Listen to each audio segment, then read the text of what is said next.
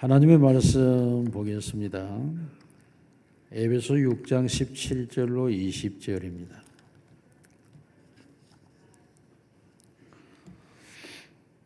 구원의 도구와 성령의 검 곧 하나님의 말씀을 가지라. 모든 기도와 간구를 하되 항상 성령 안에서 기도하고 이를 위하여 깨어 구하기를 항상 힘쓰며 여러 성도를 위하여 구하라.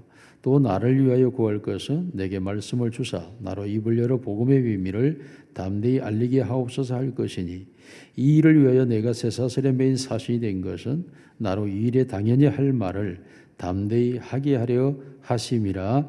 아멘. 서로 인사하겠습니다. 사랑합니다. 네, 축복합니다. 당신이 최고입니다. 우리의 신앙이 너무 신앙생활 편안하고 안일한 것 같아서 영성에 대한 말씀을 증가하고 있는데 세계 각국에서는 어떤 일이 일어나고 있는지 한 두 개 나라만 간단한 촬영이니까 보고 이어갈 수 있도록 하겠습니다. 먼저 영상 방송실 영상 띄워주세요. 네.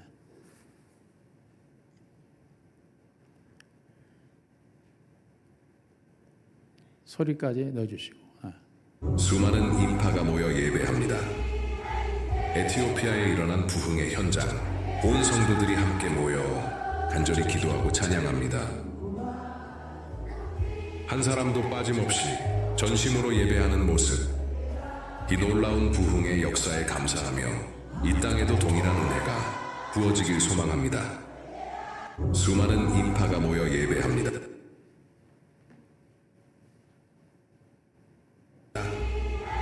에티오피아에 일어난 부흥의 현장.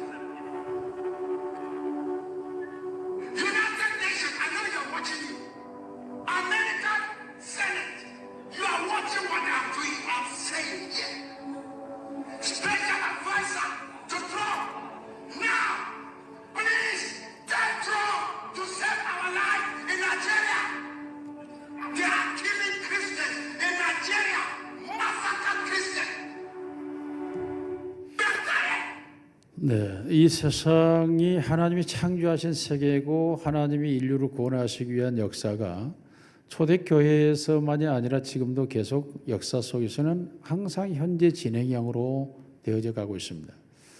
이런 하나님의 나라의 확장과 반면에 그 하나님의 나라의 거룩성을 유지하기 위한 순교, 즉 은혜와 순교가 항상 이 역사 안에서는 공존하고 있는 거죠.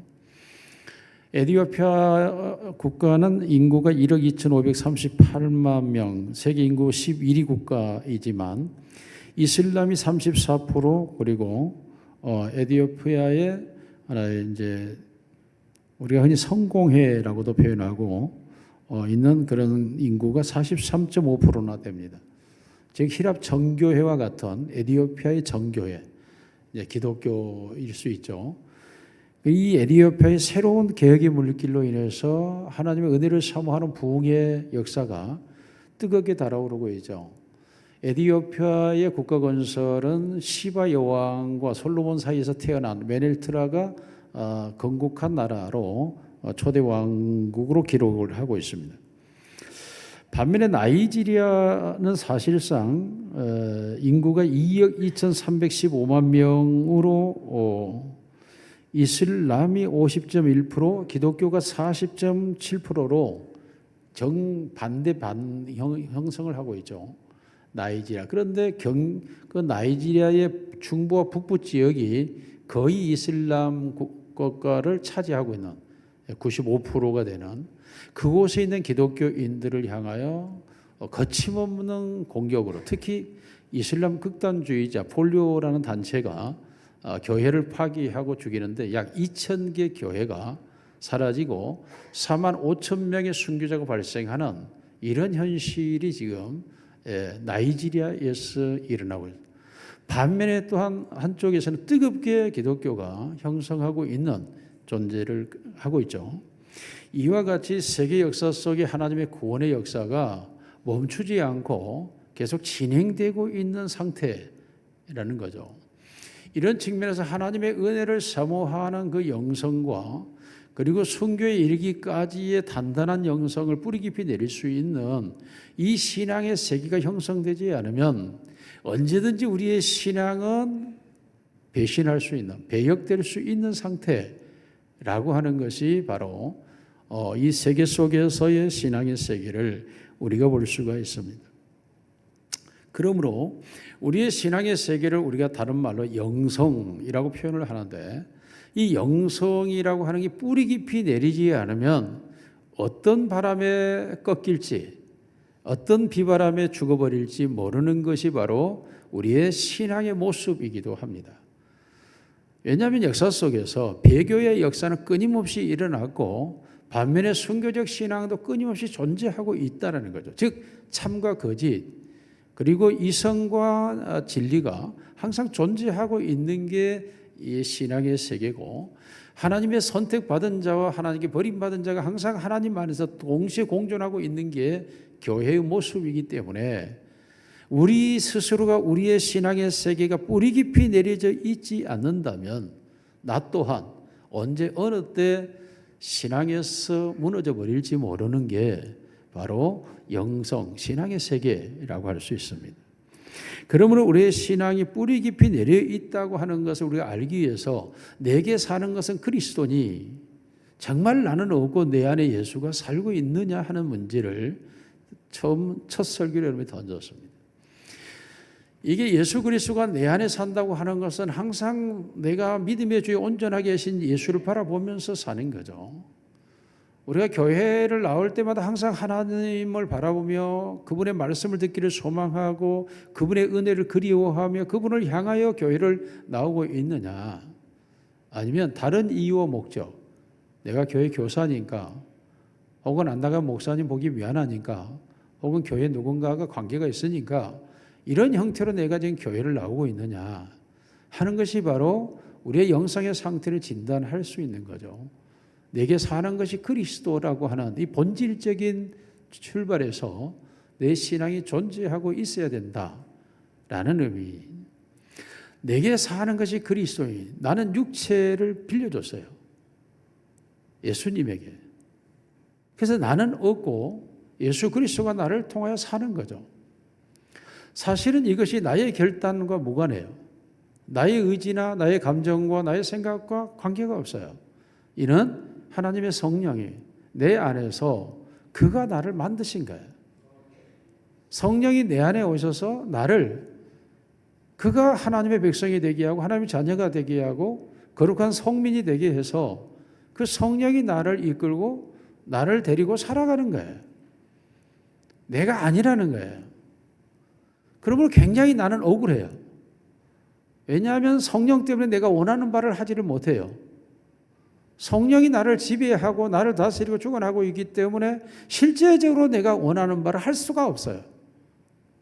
그러니 이 세상을 살아가는 게 어떤 면에서 나의 주관은 없는 사람이 되어버리기 때문에 정말 더 삶이 힘들 수도 있어요.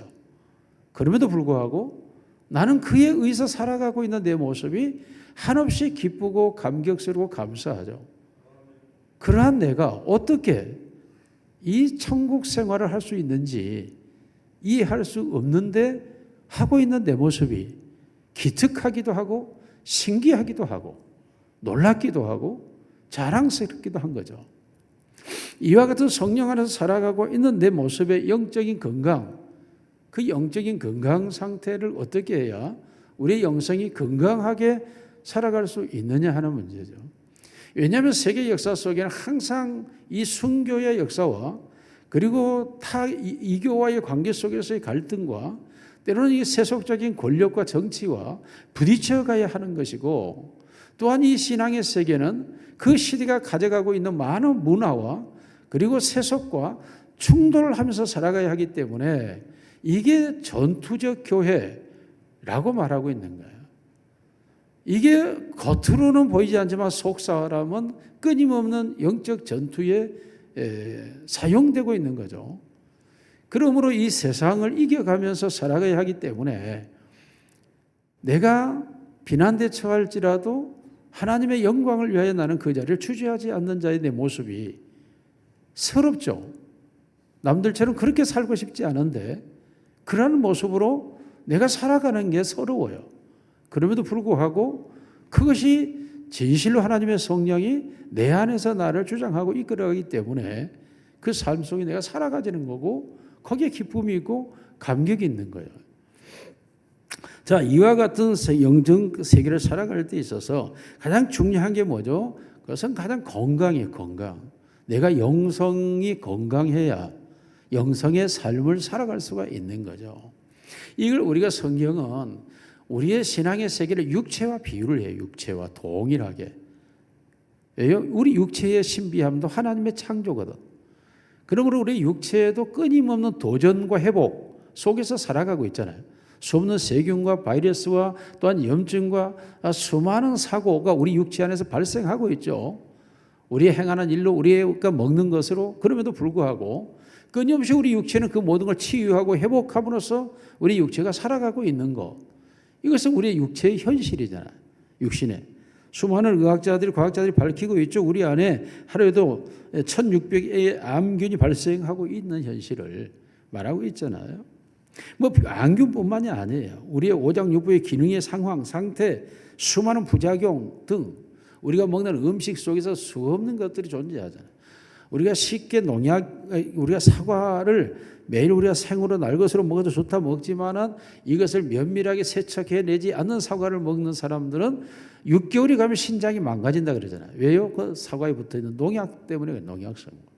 좋다고 먹었는데 그 사과 껍질에 농약 성분은 반드시 존재하고 반드시 그걸 흐름물에 씻어야 되고 식초를 탄 물에 2분 이상 담가야 되고 그리고 다시 씻어내고 그리고 먹어야 된다고 하는데 그렇지 않고 그냥 먹으면 6개월만 먹으면 우리의 신장이 그냥 망가진다는 거죠. 그러니까 우리가 잘못 먹는 것 때문에 끊임없이 우리의 몸이 망가짐에도 불구하고 그럼에도 불구하고 매일 우리의 몸을 회복시켜 나가는 과정이 우리 육체에 존재하는 것처럼 우리의 영성도 끊임없이 우리 안에서 우리 스스로가 이겨나가야 되잖아요. 그러면 우리가 육체에 건강한 사람은 누구죠? 많이 먹는다가 아니라 체질에 맞게 먹는다죠. 맛있게 먹는다가 아니라 약으로 먹는다는 거죠. 멋지게 먹는다가 아니라 몸에 필요한 에너지를 채우는 거죠. 몸을 살찌운다가 아니라 몸을 날씬하게 슬립하게 건강하게 만든다는 거죠. 이런 의식으로 음식을 먹어야 우리의 육체가 건강하죠. 그리고 건강하게 생활할 수 있고 그리고 우리의 육체의 회복 시스템이 잘 작동함으로써 우리의 몸이 노화도 이겨내면서 건강하게 살아갈 수 있는 거죠. 이와 같이 우리의 영성도 동일한 거예요. 우리의 영성도 끊임없이 세속의 도전을 받고 있어요. 끊임없이 사탄의 공격을 받고 있어요. 거짓된 사상과 거짓 이선된 종교로 인하여 끊임없이 유혹을 받고 있어요. 그러므로 끊임없이 우리가 영성의 건강을 유지하기 위해서 먹어야 된다는 거예요. 이것을 성경은 하나님의 말씀이라고 말해요. 사람이 떡으로만 사는 것이 아니요 하나님의 입에서 나오는 말씀으로 살 것이니라. 하나님의 말씀이 우리의 영혼을 살리는 양식이죠.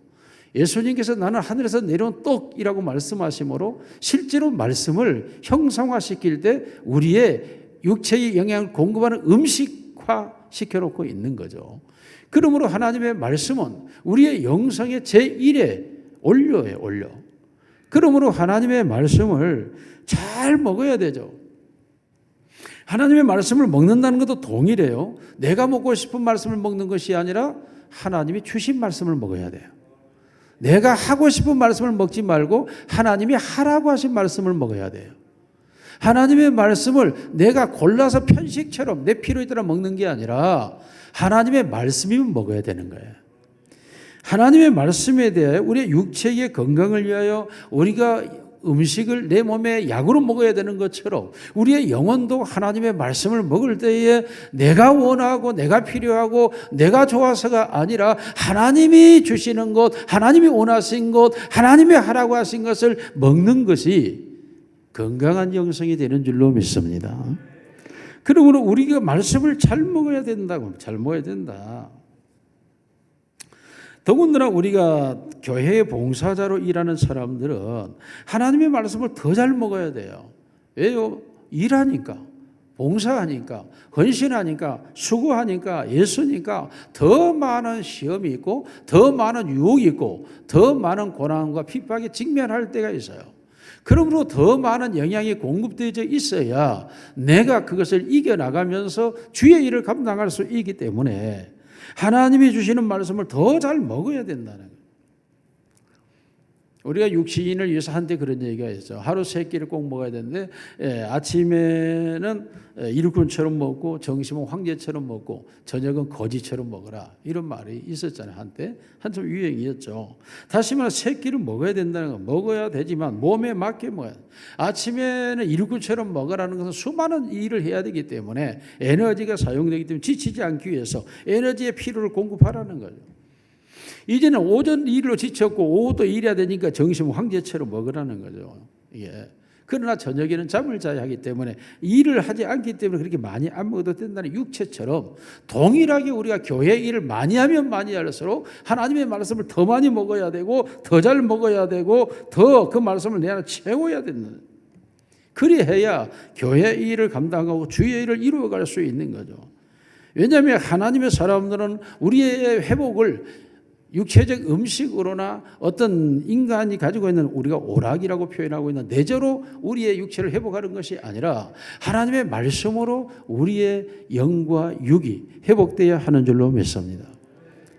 그러므로 육체보다는 영이 더 필요한 것이고 영이 더 원인이기 때문에 우리의 영이 회복되어지면 육체도 회복되어지기 때문에 하나님의 말씀을 내가 잘 먹어야 되는 거예요. 에레미야 15장 16절 말씀 시작. 만군의 하나님 여호와시여, 나는 주의 이름으로 일컬음을 받는 자라. 내가 주의 말씀을 얻어먹었사오니 주의 말씀은 내게 기쁨과 내 마음의 즐거움이오나. 내가 주의 이름으로 일컫는 백성이라면, 영성의 삶이 필요한 사람이라면 주의 말씀을 내가 얻어먹는다. 말씀을 계속 하나님이 주시는 걸 얻어먹는 자가 되어야 된다는 거예요. 내가 취하여 먹는 것이 아니고 내가 원하는 걸 먹는 게 아니고 하나님이 주시는 걸 그냥 얻어먹는 자. 그게 가장 내 영성이 강건해지고 온전해지고 그리고 피로를 회복하며 치료할 수 있는 방식이죠. 내가 원하는 게 아니고 하나님이 주시는 것을, 왜? 그의 이름으로 일컫는 자니까. 그래야 하나님의 백성으로 회복되는데 그렇게 먹었더니 내 마음이 기쁘고 즐겁다. 모든 피로가 사라지고 질병이 떠나가고 강건함으로 회복되어졌다는 거죠. 즐거움과 기쁨은 건강할 때 나타나는 현상이죠.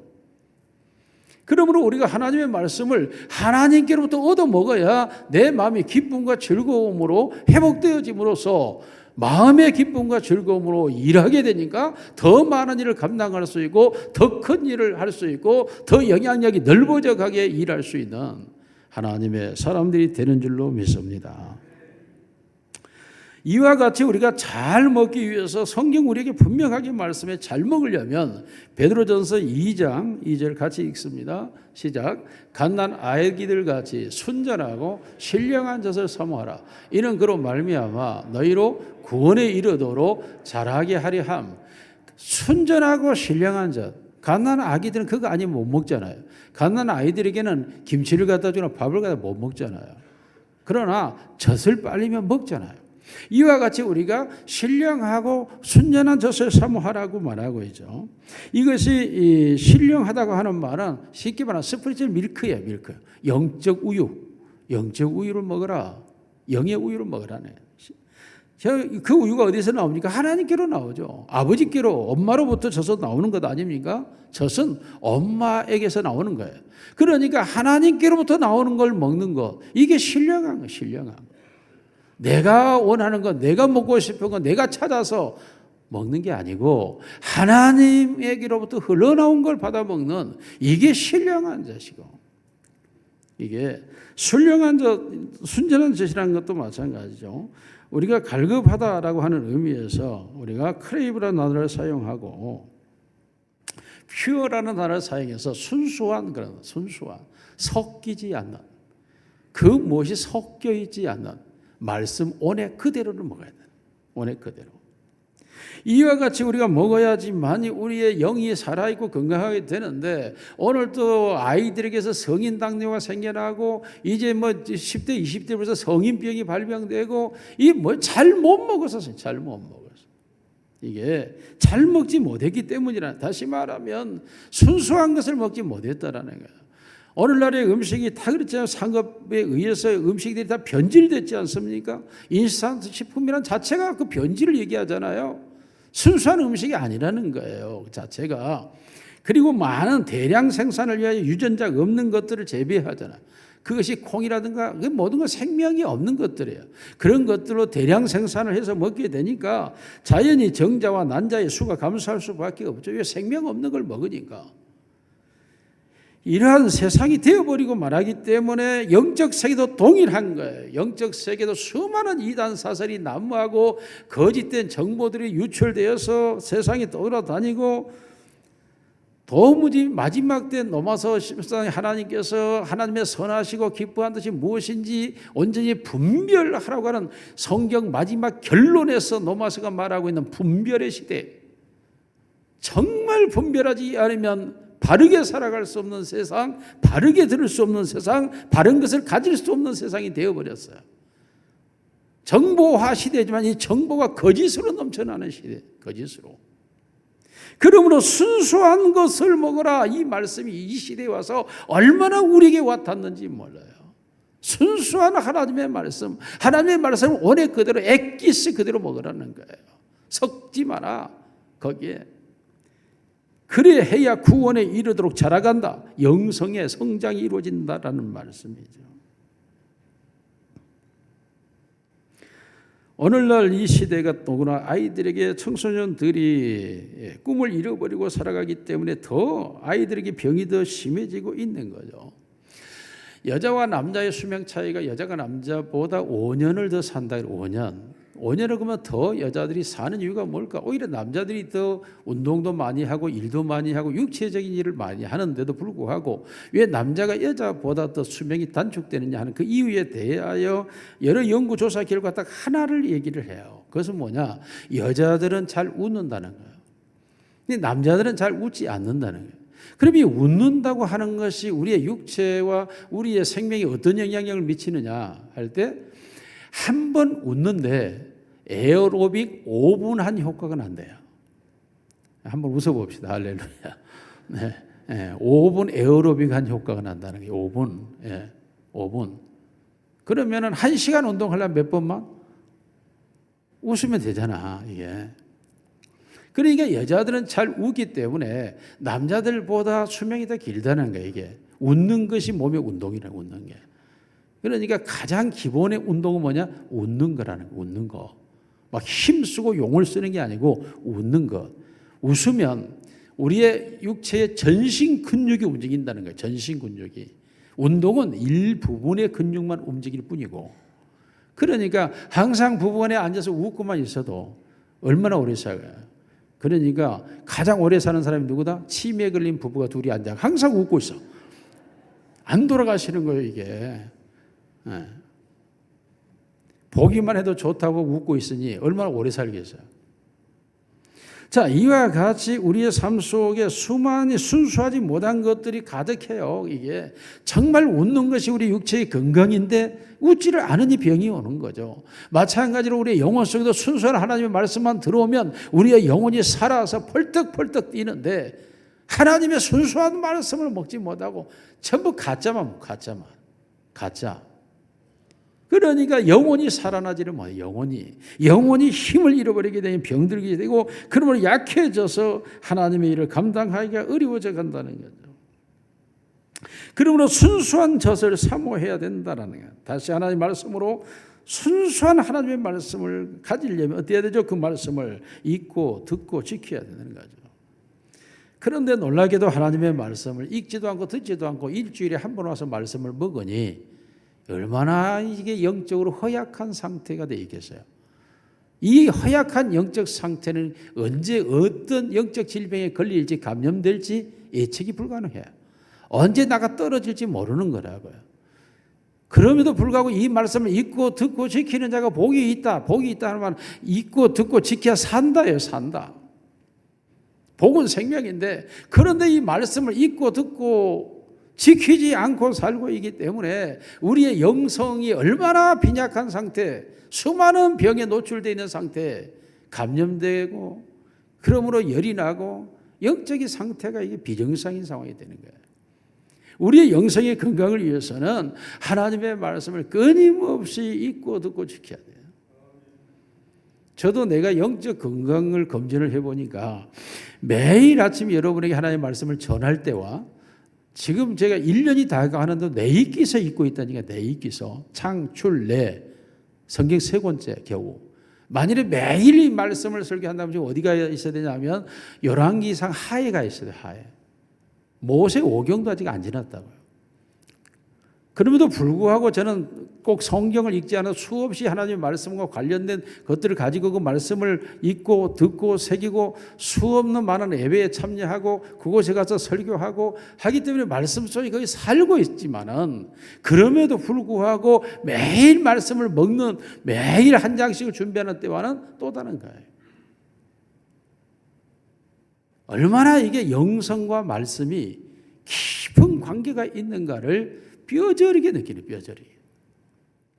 그러므로 영성의 건강을 위해서 끊임없이 하나님의 말씀을 그저 마음에 새기고 머리에 새기고 손발에 새기고 미간에 새기고 집안에 새기고 하나님의 백성이 가나안 땅에 들어가서 지켜야 되는 것.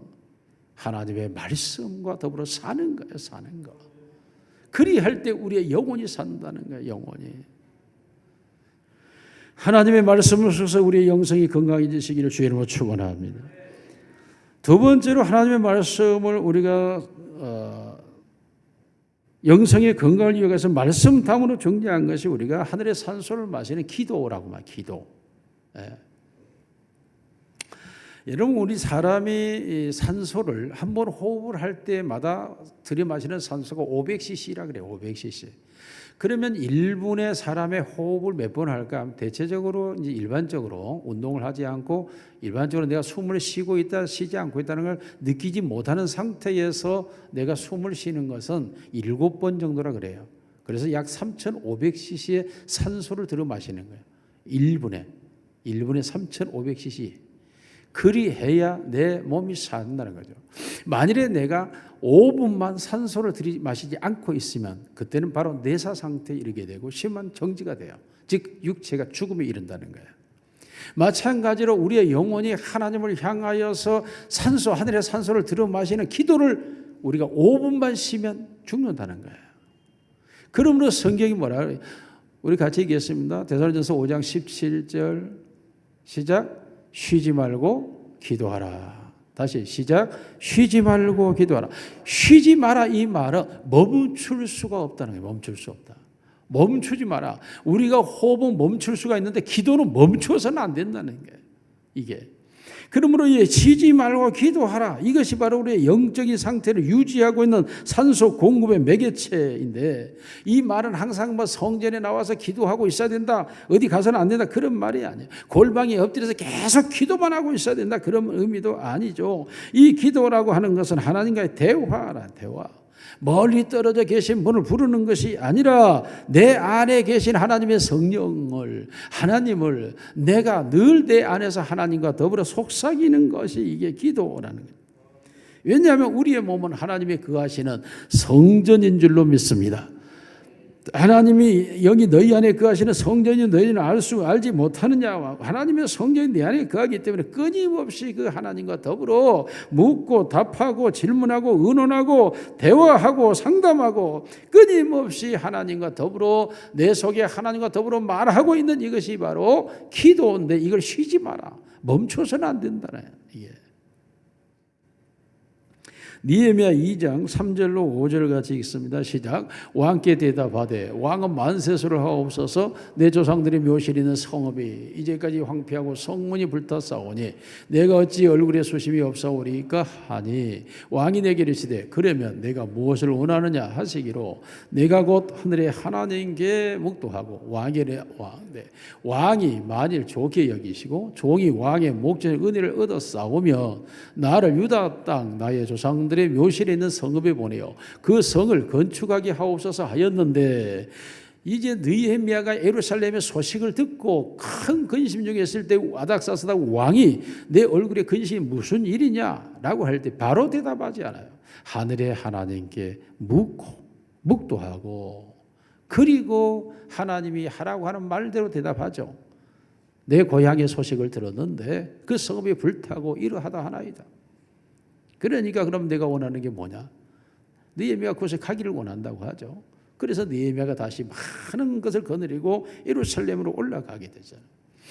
하나님께 묻고 대답해야, 하나님께 묻고 얘기를 해야 되는데 우리가 하나님께 묻지 아니하고 멋대로 마음대로 말하고 행동하고 결정한 그 결과가 어떻게 무섭게 우리에게 다가올지 우리는 한 치 앞을 예측을 못하는 거예요. 한 치 앞을. 이게 그러므로 항상 쉬지 말고 기도하라는 것은 항상 하나님께 묻고 하나님의 뜻을 따라 하나님의 선하심을 행하는 자가 돼야 된다는 거죠.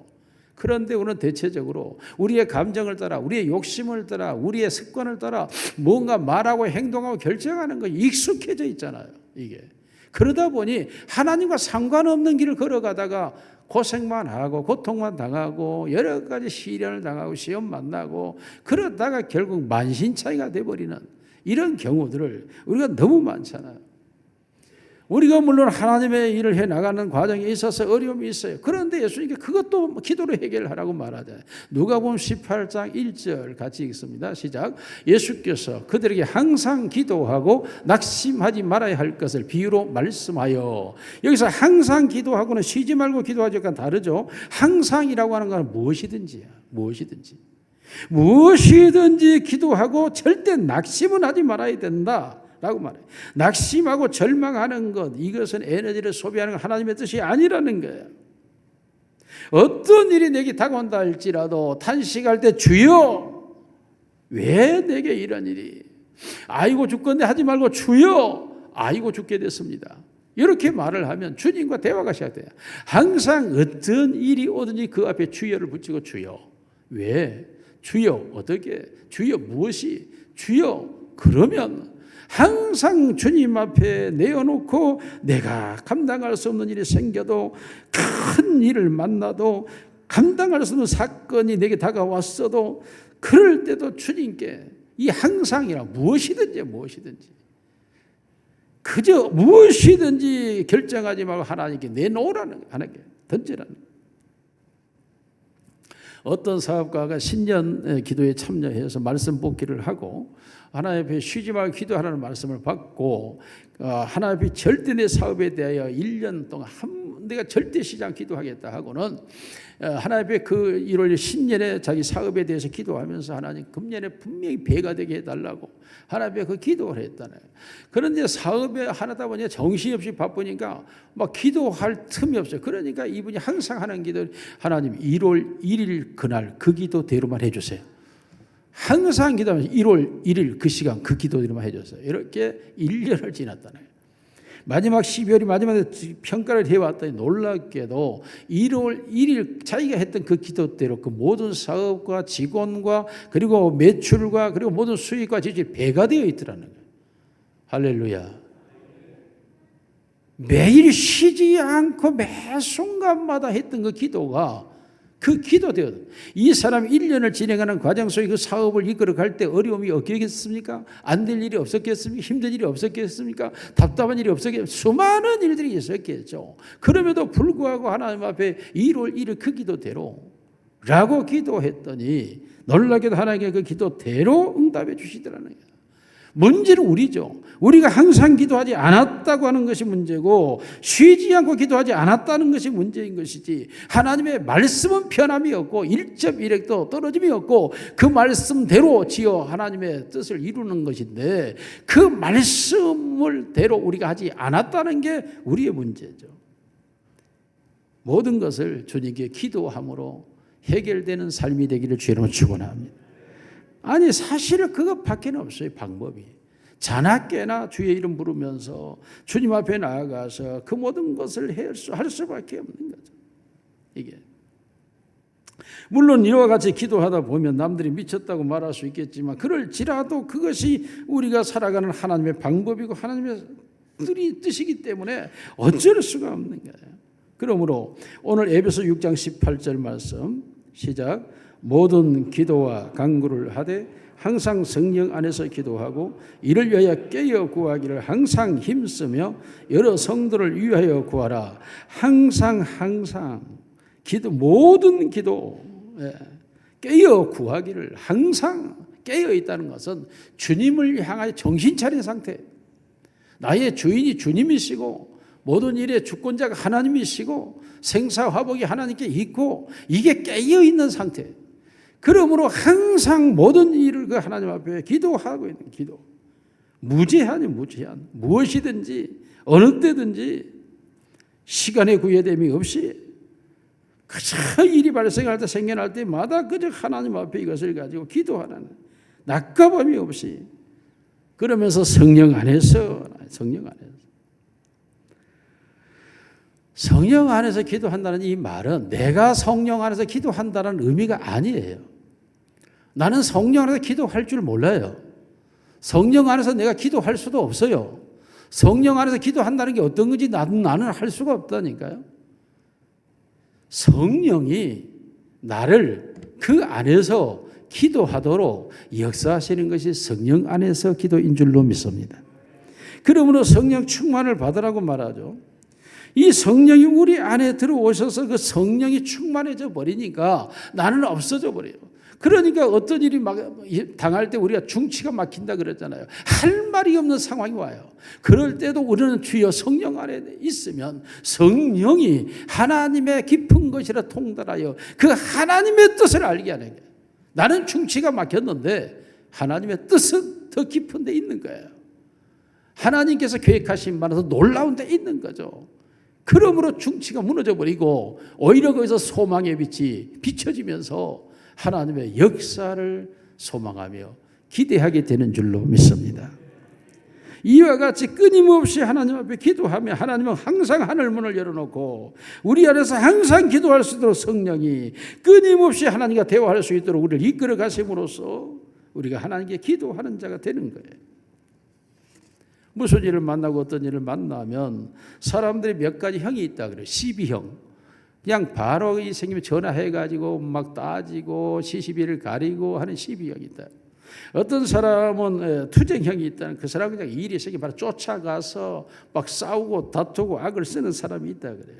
비난형이 있다 그래요. 그 일이 만나게 되면 자기의 직원들을 불러 모아갖고 찻집으로 오라 해놓고 막 죽으라고 비난을 한다는 거야.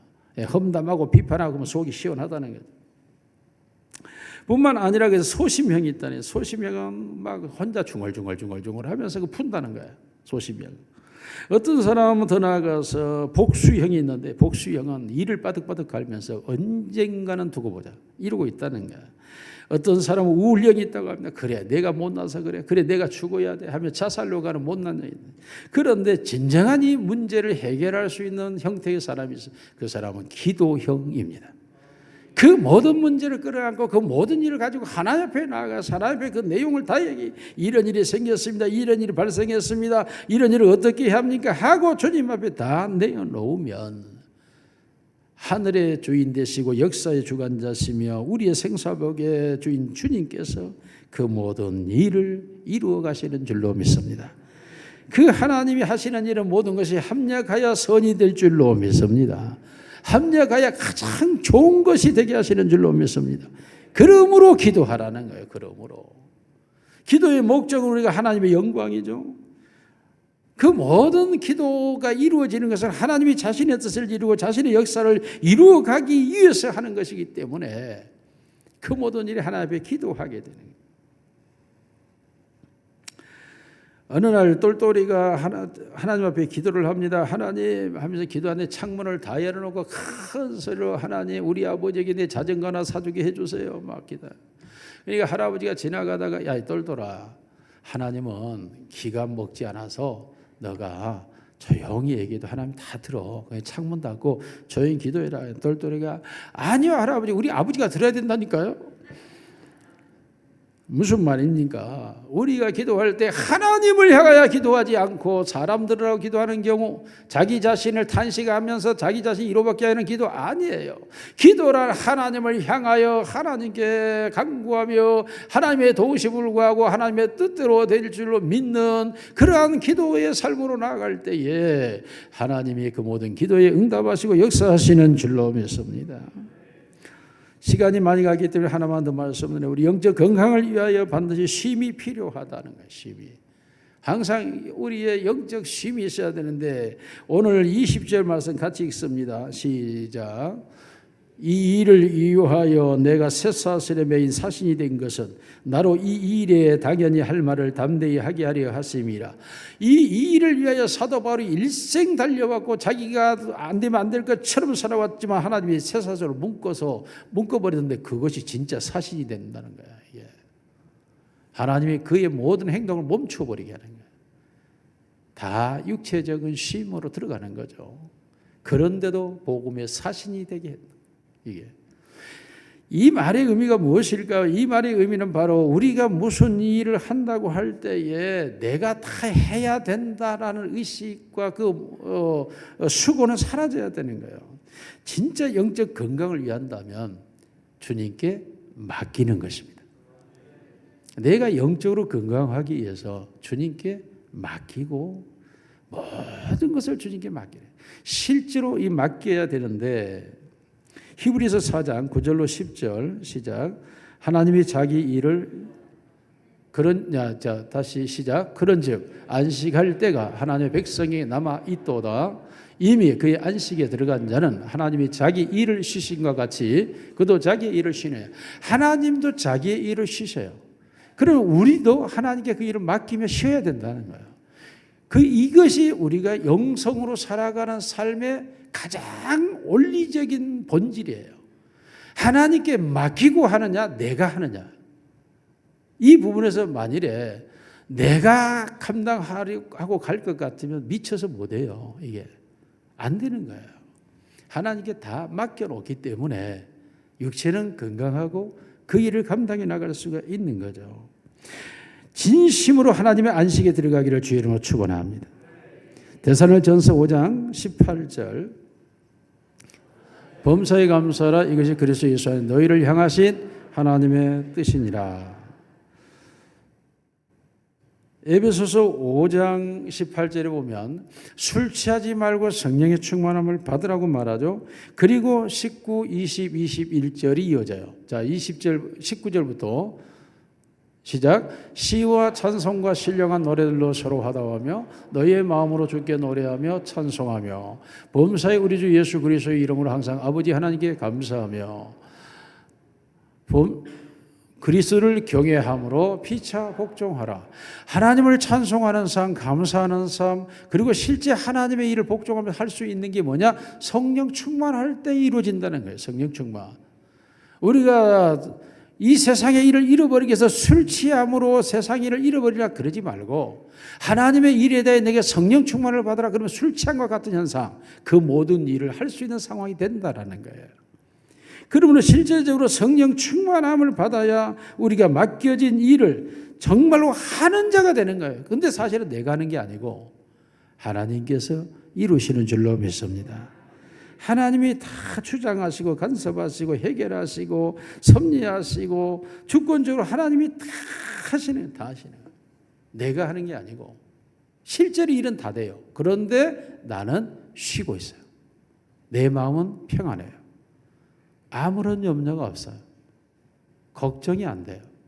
너무 좋아요. 샬롬의 은혜가 충만해요. 이게 바로 영성의 삶으로 가는 건강의 비결이에요. 하나님께 다 맡겼다는 거예요. 이게 믿음이죠. 이게 믿음이죠. 성경 한 구절만 보고 말씀을 맺겠습니다. 이사야 30장 15절 시작. 주 여호와 이스라엘의 거룩하신 이가 이같이 말씀하시되 너희가 돌이켜 조용히 있어야 구원을 얻을 것이요 잠잠하고 신뢰하여 힘을 얻을 것이거늘 너희가 원하지 아니하고. 실제 하나님께서 우리를 구원하고 그 뜻을 이루어 가시는 방식은 우리가 조용히 해야 되고 우리가 잠잠해야 돼요. 오직 하나님만 신뢰하고. 이걸 우리가 신약적 표현으로 베드로전서 5장 7절 봅니다. 베드로전서 5장 시작. 너희 염려를 다 주께 맡기라. 이는 그가 너희를 돌보심이라. 주께 맡겨. 이게 돌보심인데 맡겼다 하는 말은 다시 돌아올 수 없는 곳으로 던져버렸다. 이게 맡기다. 성경의 언어적 의미가 다시 돌아오지 않도록 던져버리는 게 맡겨버리는 거예요. 그런데 오늘날 한국교회는 이 말씀대로 순종을 안 해. 그리고 그 염려에다가 딱 고무줄로 염려를 묶고 그럼 확 던져. 그리고 교회 문 밖에 나가면 다시 돌아와. 이게 맡기다가 아니에요. 맡기다가 여전히 내가 염려를 가지고 있는 거예요. 염려를 고무줄에 묶어가지고 자꾸 던져봐야 내게 돌아온다니까요. 고무줄 달지 말고 던져버리는 거예요. 다시 돌아오지 않도록.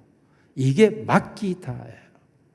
진정한 우리의 삶의 모든 염려 거리를 진정한 우리의 신앙인이라면 우리의 진정한 아버지시오 하나님이시며 나의 신랑이시오 나의 구원자 되신 그분에게 던져버려야 된다는 거예요. 돌아오지 않도록 던져버려야 되는 거예요. 이걸 우리는 잊어버린다 표현하죠. 던져버렸으니 잊어버리고 가는 거예요. 그러면 하나님이 가장 좋은 것으로 주시는 줄로 믿습니다. 여호와를 앙망하는 자는 새 힘을 얻으리니 앙망하다 하는 말은 그분에게 모든 걸 돌려놓는 거예요. 이게 그러면 새 힘을 나는 얻게 되고 독수리의 날개침과 같을 것이요 종일 걸어도 피곤치 아니하고 달려가도 곤비지 아니하는 인생이 되는 거다라고 말씀을 하고 있어요. 사랑하는 우리 성도 여러분, 우리의 영성의 건강, 하나님의 말씀을 잘 먹고 쉬지 않고 항상 기도하고 그 주님께 다 맡겨버림으로써 진정한 영성의 삶을 사는 우리의 삶이 되기를 주님의 이름으로 축원합니다. 살아계신 우리 아버지 하나님 감사합니다. 우리의 영성의 상태가 건강하게 하옵소서. 좋은 말씀, 하나님이 주신 말씀대로 먹게 하시고 항상 주님께 쉬지 않고 기도하게 하시고 항상 주님께 맡기는 자가 되게 하옵소서. 그러므로 우리의 영성이 세상 일에 정욕의 안목에 이성의 자랑에 매여 있지 않게 하시고 하나님의 나라 백성 되게 하옵소서. 우리 하나님께서 우리에게 가장 좋은 것들로 채워주시고 이루어 주시옵소서. 이 시간 주님께 다 내려놓습니다. 내 마음의 아픔도 슬픔도 걱정도 근심도 불안도 두려움도 하나님 앞에 다 내려놓습니다. 우리 하나님이 이 모든 걸 주관하여 주옵소서. 우리 구주 예수님의 이름으로 기도드리옵나이다. 아멘.